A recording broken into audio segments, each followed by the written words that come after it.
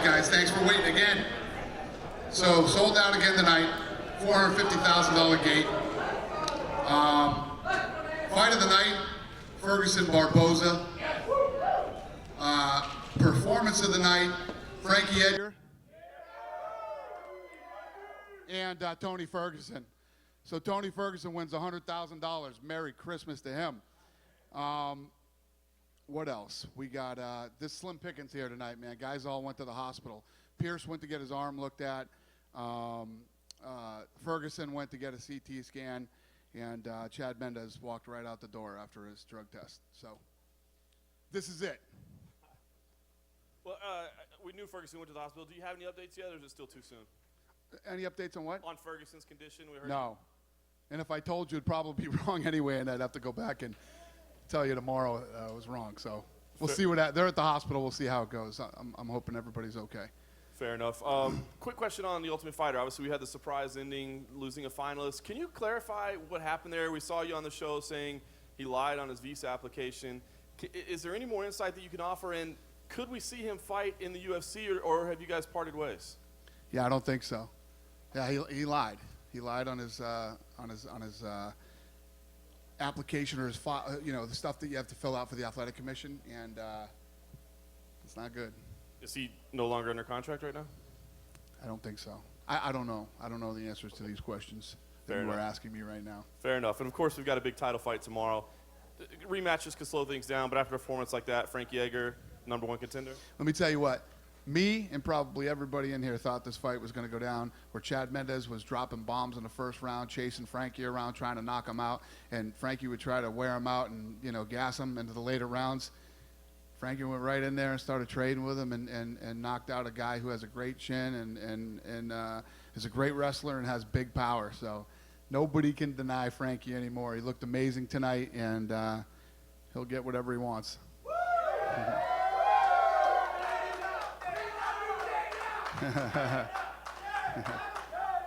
Very nice. Frankie, obviously, probably one of the best wins of your career. I mean, I know you've been a part of a lot of big fights, but an excellent performance by you. Where does this rank, and did you ever envision a way that you could win this with a first-round knockout? Yeah, I always prepare for battles. I always get my mind right that I'm going to walk away with a bloody nose and stitches, and that's just how I like to prepare. I mean, just to mentally get right. But it was nice to walk out of there unscathed and with a KO, especially because everyone was talking about Chad's power. And, of course, there's something I had to worry about. But like I said, I got a little juice, too.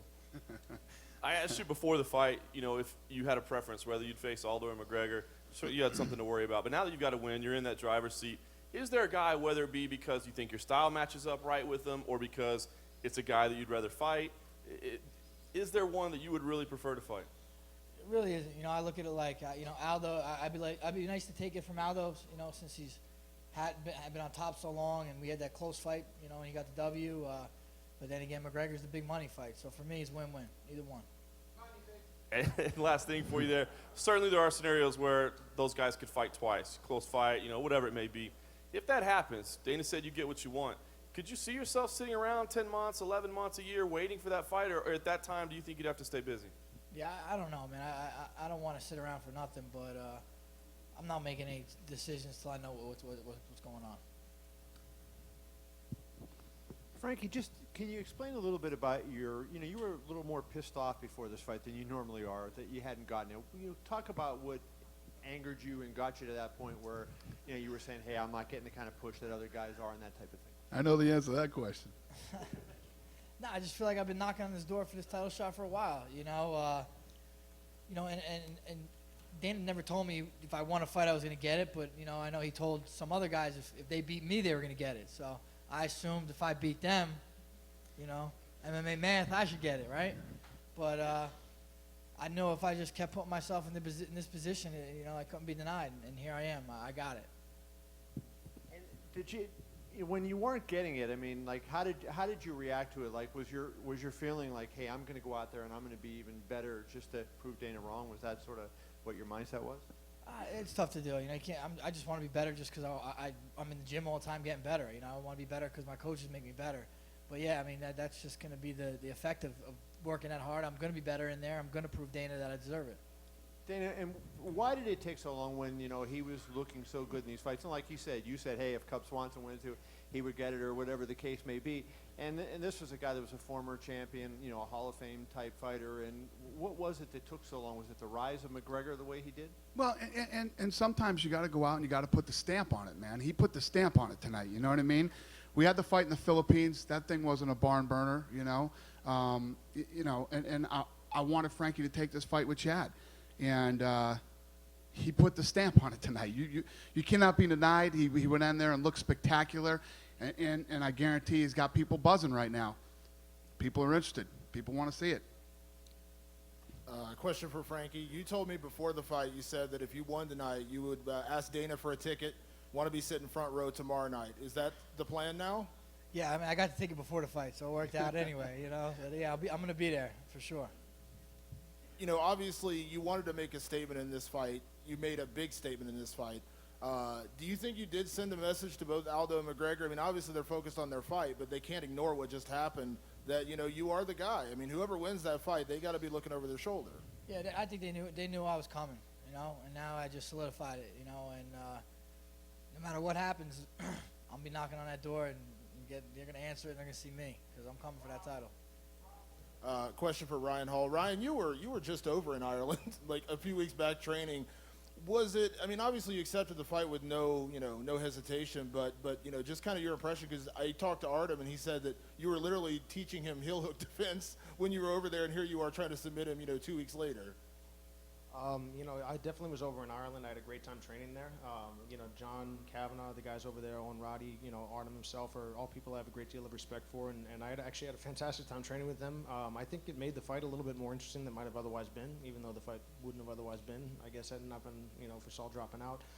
But, I think we probably had a little bit more insight into one another than we would have otherwise. But, at the end of the day, I came from jiu-jitsu where you compete against people, at a high level all the time, and you run in, same circles. So really, the fact that there was a pre-existing relationship there, I don't think it was terribly strange, from a competitive perspective. But Artem is just a tough and dangerous guy, and I don't credit the fact that he was able to stop, from being a finished night to me or anything like that. It was just that he's, he's well coached and he's a tough athlete. But it was definitely an interesting experience. I think that we both had a little bit of an idea what the other was looking for. But again, he came out southpaw knowing that I know that he likes to fight open side against against any opponent. It was interesting. I was glad to have faced a tough challenge. Were you shocked in that first round when you had that rear naked choke on that he didn't go out? I mean, it looked like, I thought he was out for a second, and then obviously he was able to slip out. Were you shocked that he was able to survive that? I'll be honest then, Artem is one of the toughest things on 2 feet that I've come across. So I wasn't shocked that he was able to gut it out. I never had it fully locked, and his face was down and we were in his corner, so I wasn't able to point him towards Firas or Eamon or Ray and say, hey guys, how's things going? I just wanted to stick with the positional control that I had, and the fact that he was able to gut it out was honestly not surprising. I heard that his face is a little bit purple, but Artem's the kind of guy that either goes to sleep or does not tap at all. So, looking back, that wasn't shocking at all. I just wanted to make sure that I controlled the round and made sure that I got into the second without having noodle arms. And a question for Evan Dunham. Evan, I'm always brought back, when I see a great performance from you, I always remember that Sean Shirk fight, which, I think most people still believe to this day you got robbed, and that may have been a #1 contenders fight. You've had some ups and downs, but do you feel like now, because you look better than ever tonight, that you are getting back to where you were at that point? It feels like you are, you should look great against Ross Pearson. Now tonight, do you feel like you are getting back into that top 10, top 5 form you were just a couple years ago? Yeah, that's the goal. I definitely coming into my own a little bit more as, a more developed fighter. So, I think I'm right there, trying to get those spots. So just keep doing what I'm doing, and I'm sure I'll get there. Question for Frankie Edgar. Frankie, we've seen you finish fights in a lot of different ways throughout your UFC career, and we've seen you TKO some high-profile opponents like BJ Penn, like Gray Maynard. The one thing we haven't seen you do in the UFC, though, those tended to be cumulative effects over multiple rounds. The one thing that we hadn't seen you do yet was a very early one-punch, two-punch knockout like we got tonight. Do you think this was the perfect time to pull that out of your back pocket, create a highlight reel moment to potentially market a title fight for the featherweight title? Yeah, absolutely. With everything on the line and, the title being up for grabs and this weekend that as big of fights that we're having this weekend, I knew I had to stand out, and it couldn't happen at a better time with a big KO. Question for Ryan Hall. Ryan, were you surprised at Artem's inactivity when he was in your guard? Obviously, you were dominating him with your jiu-jitsu, but it seemed like even when he had top position, he was not having a lot of luck even trying to break your guard or to throw elbows or punches. I think that both of us had a clear path to victory. Obviously on the feet, his job was to get in there and land shots that would have my face looking different than it does right now. And, my job was to try to maintain distance and then close the gap safely when I could. Coming from the jiu-jitsu background that I do, I'm very comfortable with people trying to hit me. And I think that, I think that maybe he was aware of that. The more that people swing on you, the more openings there are. So definitely he could have caused some damage, but I think that might have opened him up in a way that he didn't open up during the fight.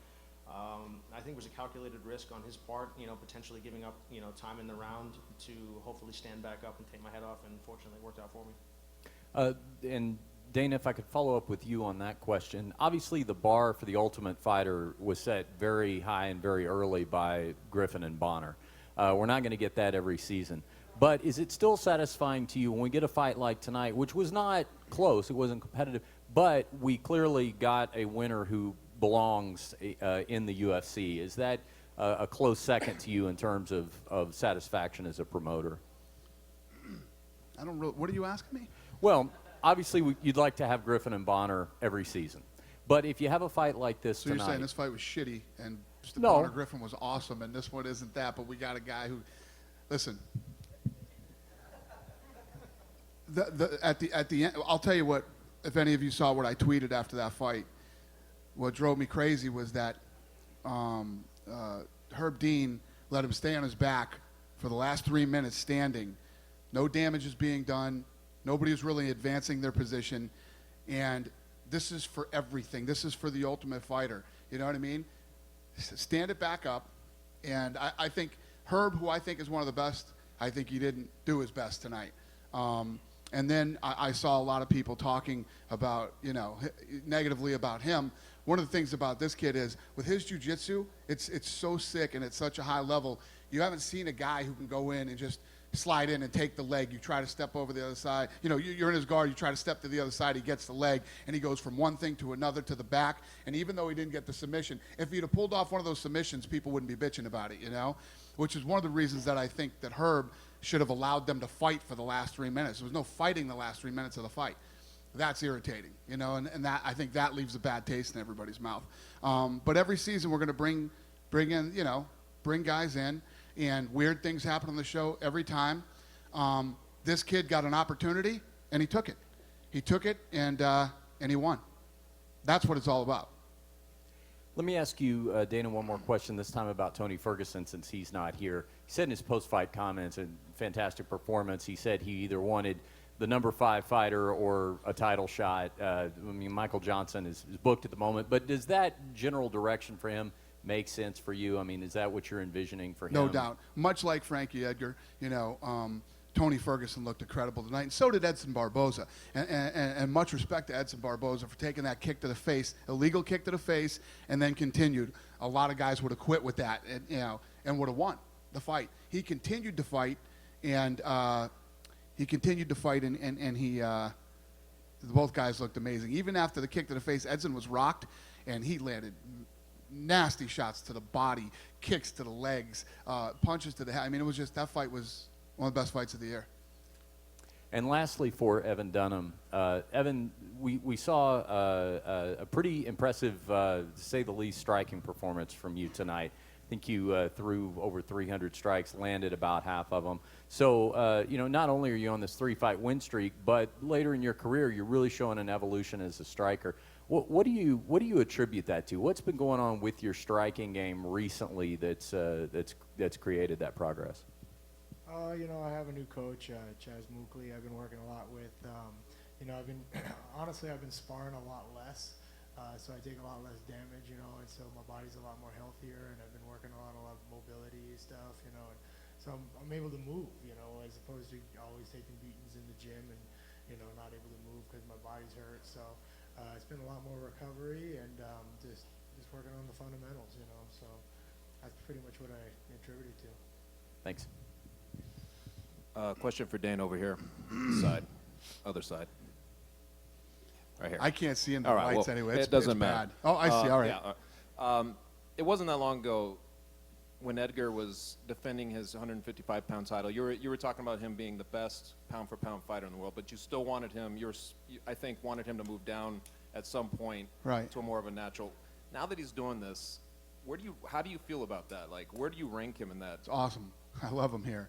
You know, Frankie's got a ton of heart, a great chin, and he just keeps coming forward, man. He's a dog.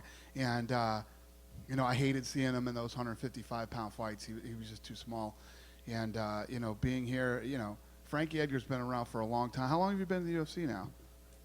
9 years. Guy's been here for 9 years. It was a world champion at 155, and now he's in line for another title, man.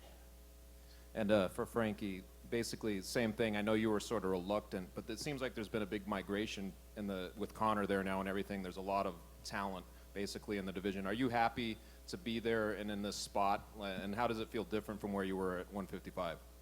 Yeah, I'm definitely happy. You know, I think our division is the most talked about division, you know, in the UFC right now, and you know, I credit that to Conor and the way he promotes himself and talks bad about everyone else. You know, it makes people want to watch us fight. Either we watch him win or watch him lose, whatever it may be. But yeah, you know, I guess it was definitely a different landscape than it was at 55 when I was there.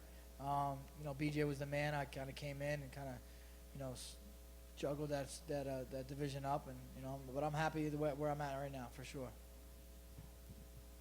Question for Ryan.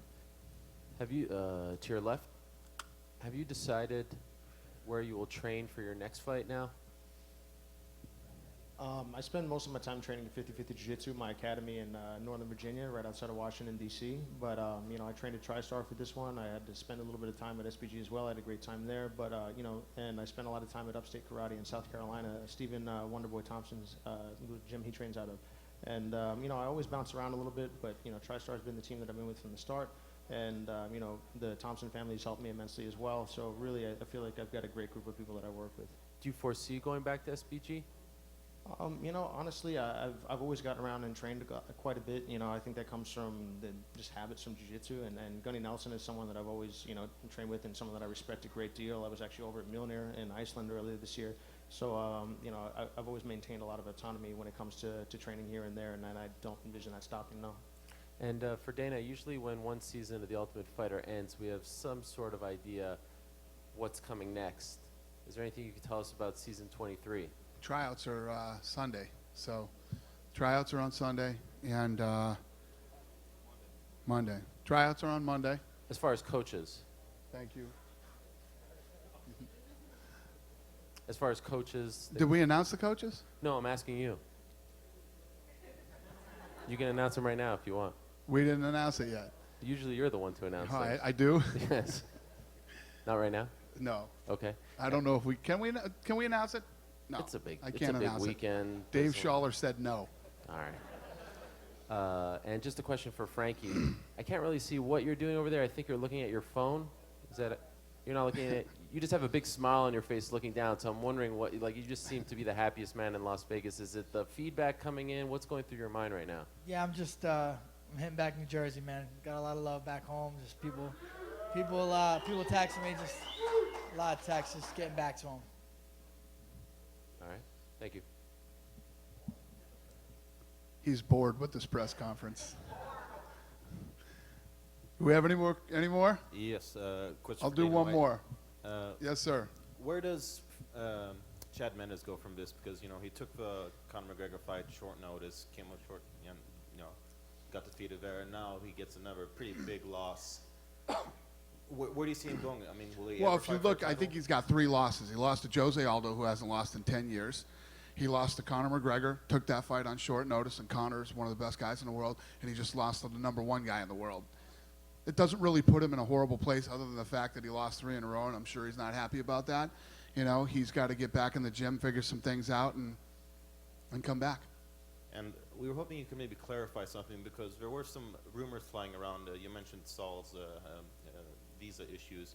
There were some rumors that maybe either David Tamer or Martin Svensson would compete.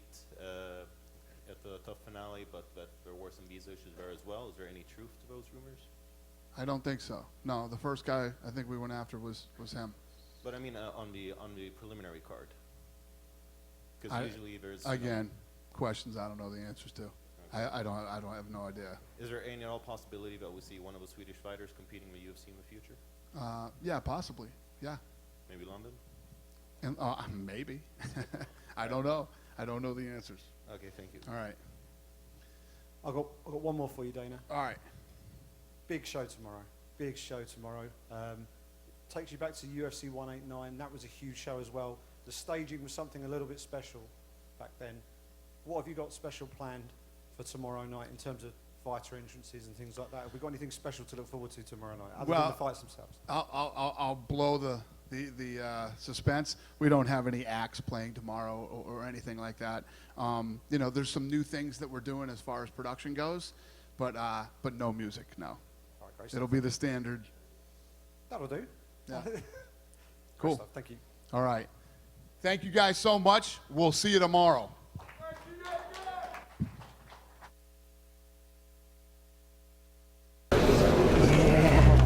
This is John with Power, much flashing.